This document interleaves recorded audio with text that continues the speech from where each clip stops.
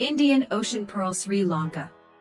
Sri Lanka, located at the southern end of the Indian Peninsula, is an important node of the maritime Silk Road, and has been known as the crossroads of the East since ancient times. In recent years, with the active promotion of China's the Belt and Road Initiative, the number of Chinese tourists to Sri Lanka has doubled, from 120,000 in 2014 to about 300,000 in 2018. Sri Lanka is an island country in the Indian Ocean, located at the southern end of the South Asian subcontinent, facing the Indian Peninsula to the northwest across the Pak Strait. The land area is approximately 66,000 square kilometers. Sri Lanka occupies a strategic position in the Indian Ocean and, with its unique geographical location, has become a hub for east-west maritime transportation. 66% of global crude oil and 50% of containers are transported through the Indian Ocean. Sri Lanka Island is roughly pear-shaped and has a tropical monsoon climate. It is as hot as summer all year round, with an average annual temperature of 28 degrees Celsius. There is only a difference between the rainy and dry seasons in a year. The total population of Sri Lanka is 20.33 million, of which the Sinhalese make up 74.9%, the Tamil 15.4%, the Moors 9.2%, and other ethnic groups 0.5%. Sri Lanka is a smiling country. The locals are very enthusiastic, friendly, and enthusiastic. In Sri Lanka, you will receive many smiles, from a few years old child to an elderly person. You can see smiling faces everywhere. Sri Lanka mainly operates in a plantation economy, with main crops including tea, rubber, coconut, and rice. Tea is widely popular in Europe, and Ceylon black tea is the best black tea in the world, symbolizing Sri Lanka, which is the world's largest black tea production base. In addition, Sri Lanka is known as the Gem Island. The annual export value of gemstones can reach $500 million, with ruby, sapphire, and cat's eye being the most famous. Marco Polo believed that Sri Lanka is the most beautiful island, known as the Pearl of the Indian Ocean, and recognized as one of the best tourist destinations in the world. Possessing precious and rare World Heritage sites, and rich and colorful folk culture. The capital city of Colombo is one of the ancient cities in Sri Lanka, where various religious temples and Christian churches complement each other, exuding a charming atmosphere throughout the city. Riding the wind to sea, encountering a blue whale. Every November to March of the following year, overwintering whales roam the western and southern waters of Sri Lanka, making it the best season to observe whales on the southwest coast of Sri Lanka. At this time, the probability of successfully seeing whales at sea is as high as 98%. Starting from Orissa, dolphins and even giant blue whales can be seen everywhere. Riding on the Red Train, heading to the world of Chianshuan. The Red Coastal Train from Gal to Colombo is the prototype of the sea train that Chihiro rides on when he travels to rescue White Dragon in the legendary Thousand and Thousand Seekers. The first half is about residential areas, grasslands, and coconut trees in the real world, while the second half is like suddenly entering a different world. The high mountain train from Kandy to Nuwara Eliya brings a completely different scenery. The train travels at a height of about 1,800 meters, with high and low tea gardens and forests passing by, and doors and windows resembling frames, framing the beautiful mountain scenery along the way. Sometimes, mist rises up like walking in the clouds. The mountain train passes through Nine-Arch Bridge. The nine-hole bridge, meaning Bridge of the Sky in Sinhalese, is 30 meters high and entirely constructed of cement and bricks. It has a history of over 200 years to this day. Riding a mountain train through the dense forest to reach Nouvelle Eliya is like arriving in Little England. The temperature here can drop to nearly 0 degrees Celsius at night, and in Tudor-style rooms, using an electronic fireplace to bake creates a unique atmosphere. The starting and ending points of the high mountain train, Kandy and Nouvelle Eliya, together with Sigiriya, form Sri Lanka's cultural golden triangle, and witness the glory of ancient Ceylon. One of the pinnacles of the cultural golden triangle is the Sky Palace built on giant rocks, Sigiriya Lion Rock. Sri Lanka has a history of over 2,000 years, experiencing several generations of feudal dynasty rule, and a century and a half of colonial rule. Although suffering from war and turmoil, it has also left a rich cultural heritage, with Lion Rock being one of them. This heavenly palace was built by Kassapa, the king of the Maurya dynasty, in 447 to 495. Initially, it was built in the shape of a giant lion, but its head had already weathered and fallen, leaving only its body. From the two giant lion claws at the entrance, one can feel the grandeur of the palace at the beginning. Lion Rock was buried in the jungle for hundreds of years, until it was discovered by British archaeologist Bell in 1898. The murals in the cliffs and caves on the side of the rock cannot be missed. The ladies in the murals wear a crown or hold flowers or colorful plates, with bright colors and vivid shapes.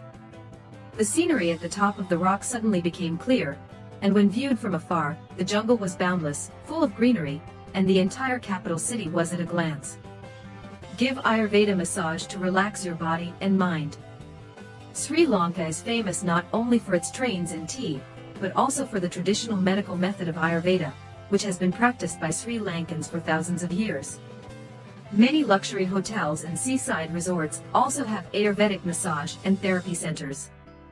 It is advisable to choose one of these hotels during your vacation, where you can take medicine baths, flower baths, massages, and more. If you have migraines, you can also experience oil drip therapy, Shirodhara. Sri Lanka, in Sinhalese, means paradise or bright and prosperous land. In addition to its rich natural cultural heritage and unique and charming cultural atmosphere, the beautiful butterflies, birds, and vibrant animals make this land full of exotic charm. The Ceylon elephant is a symbol of auspiciousness in Sri Lanka, and the most renowned of various wildlife species.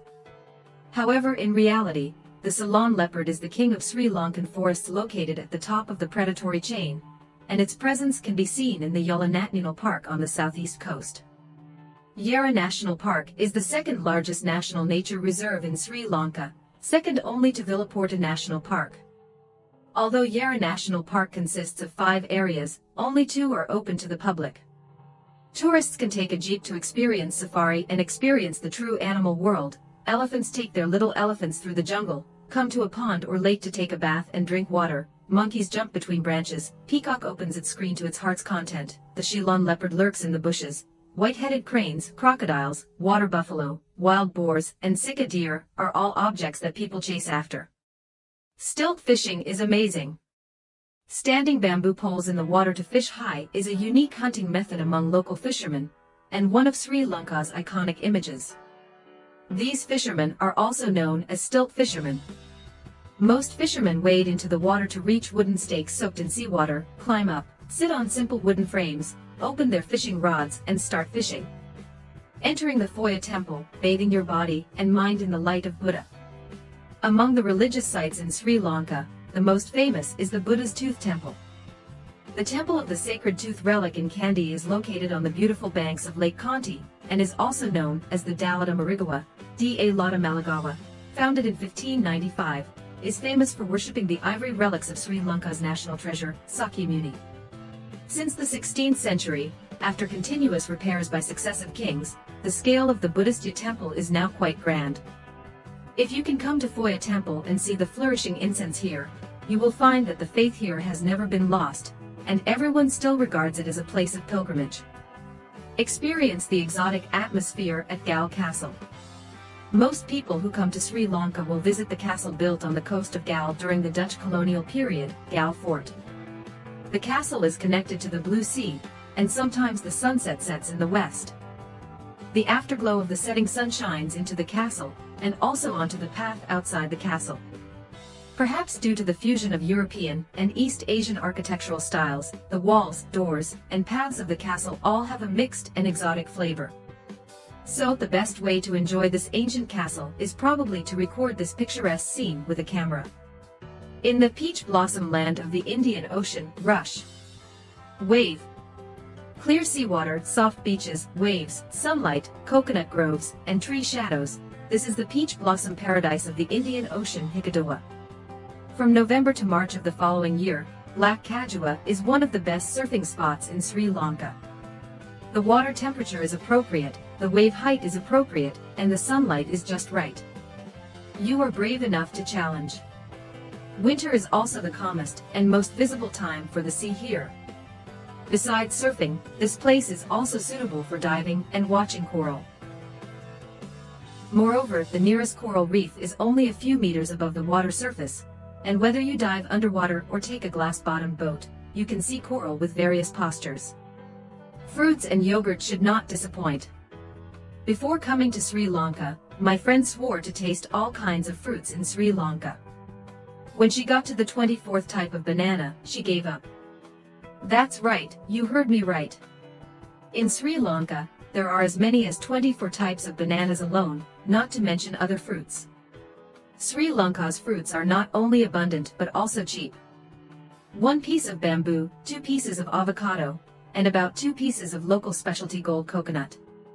In addition to fruits, the street buffalo yogurt is also worth a try. The taste is very mellow and the price is also very cheap. From the roadside supermarket to the small shop, it costs around 8 yuan. Southeast Asia has also entered the most cost-effective travel season of the year, with diverse themes such as island tours, adventure tours, intangible cultural heritage tours, and city tours. Recently, Guangzhou has launched Southeast Asian travel products with mostly 5 to 8 days of travel, while attracting salaried workers who still have annual leave balance and middle-aged and elderly people with free time. Guangzhou has meticulously created a boutique small group route with direct flights to and from Guangzhou. A 5-person departure must be accompanied by a team leader, and a 9-person cap, focusing on quality and personalized travel experience. This tourist route, labeled as a reputation level, will allow tourists to stay in ultra-luxury hotels throughout the journey, enjoy Sri Lanka's 4 major World Heritage Sites, experience jeep animal tracking and boat tours of mangroves, experience South Asian Specialty SPA, and have the opportunity to take the Tea Garden Plus Seaside dual train. Starting from November, the route departs every Tuesday/Saturday, priced at 14,999 yuan per person.